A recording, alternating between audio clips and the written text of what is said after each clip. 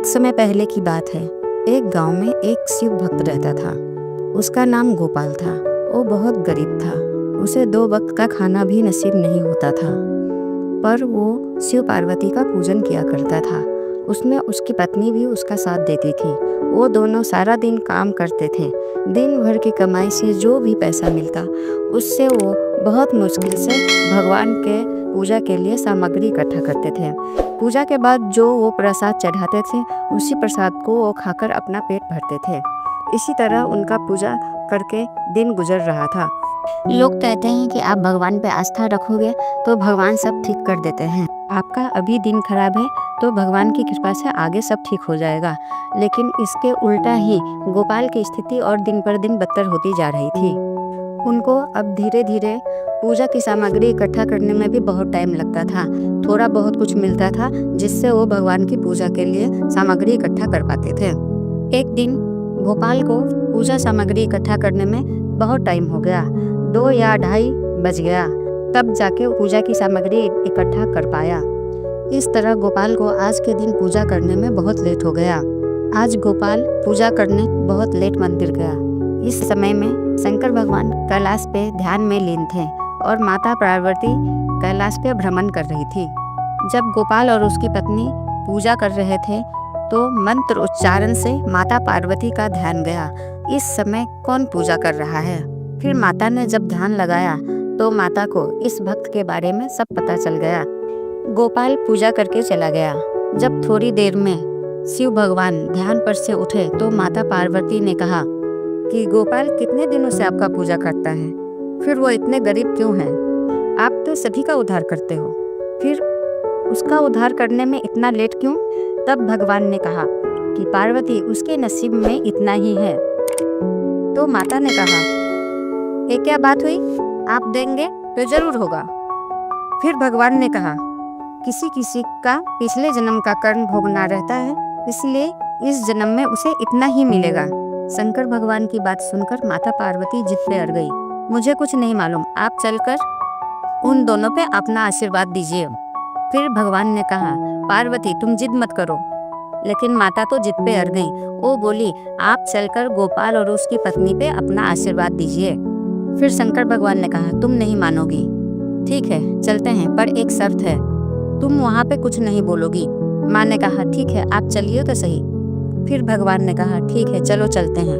भगवान शिव पार्वती अपना भेष बदलकर एक ब्राह्मण के रूप में गोपाल के घर पहुंचे। उस समय गोपाल और उसकी पत्नी पूजा कर उठे ही थे और प्रसाद में लगाया हुआ भोग ग्रहण करने की तैयारी में थे कि द्वार से आवाज आई, भिक्षाम देहि।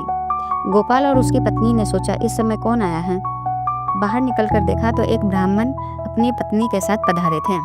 उन्होंने आदर के साथ दोनों पति पत्नी को घर के अंदर लेके आए और जो प्रसाद वो खुद खा रहे थे उसे वो दोनों भगवान को खिलाया।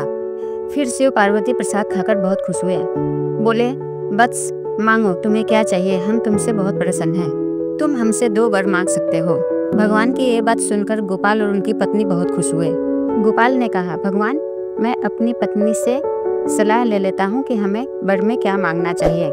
भगवान बोले, हाँ क्यों नहीं, तुम अपनी पत्नी से बात कर लो।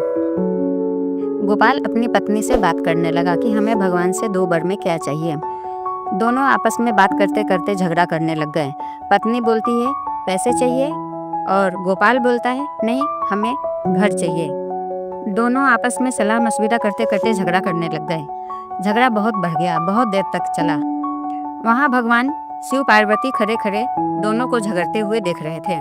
दोनों का झगड़ा आपस में सलट ही नहीं रहा था। पत्नी कुछ कह रही थी, पति कुछ कह रहा था। इस तरह विवाद बढ़ते बढ़ते पति को गुस्सा आया तो उसने भगवान से कहा, भगवान मुझे एक वर ऐसा चाहिए कि इसका मुंह बंद कर दीजिए। भगवान ने कहा, तथास्तु। भगवान के तथास्तु बोलते ही पत्नी का मुंह बंद हो गया। फिर गोपाल को लगा, अरे हमने गुस्से में ये क्या कर दिया।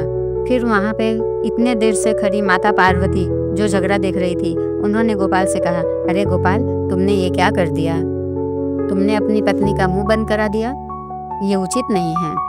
फिर गोपाल को अपनी गलती का एहसास हुआ। फिर उसने भगवान से बोला, भगवान मुझे दूसरा वरदान ये दीजिए कि इसका मुंह खोल दीजिए, इसका आवाज़ वापस ला दीजिए। भगवान ने कहा, तथास्तु। भगवान के तथास्तु बोलते ही उसकी पत्नी की आवाज़ वापस आ गई। भगवान शिव ये सब देख के मंद मंद मुस्कुरा रहे थे। फिर शिव पार्वती कैलाश पे चले गए। फिर शिव भगवान ने पार्वती माता से कहा, देखो पार्वती, जिसके नसीब में नहीं होता है उसे इस तरह से देने के बाद भी नहीं मिलता है। उसके नसीब में नहीं था तो कहाँ से मिलता? मैंने आपको पहले ही कहा था कि उसके नसीब में नहीं है। यहाँ धरती पे गोपाल और उसकी पत्नी दोनों पश्चाताप करने लग गए कि हमें अवसर मिला था, फिर भी हमने अवसर का फायदा नहीं उठाया। दोनों फिर से झगड़ने लगे और झगड़ते झगड़ते सो गए। सुबह उठे तो उनके आश्चर्य का ठिकाना नहीं था कि जिस झोपड़ी में वो सोए थे ये तो बहुत बड़ा महल हो गया था। उनके पोशाक बदले हुए थे, घर में बहुत सारे नौकर चाकर थे। फिर गोपाल को समझते देर नहीं लगा कि रात को जो ब्राह्मण हमारे यहाँ आए थे वो साक्षात भगवान थे। हमारे यहाँ शिव पार्वती पधारे थे, और जहाँ शिव पार्वती पधारते हैं वहाँ का जगह अपने आप स्वच्छ हो जाता है। और उसके नसीब में नहीं होते हुए भी भगवान ने उसे बहुत कुछ दे दिया। उसके नसीब में नहीं था फिर भी उसे सब कुछ मिल गया कि वो भगवान का पूजा करता था, इसलिए नसीब खराब होने के बाद भी उसे बहुत कुछ मिला। कर्म बहुत मायने रखता है, इसलिए कहा गया है कि कर्म अच्छा रखना चाहिए। कर्म अच्छा रखने से बिगड़े हुए नसीब भी अच्छे हो जाते हैं।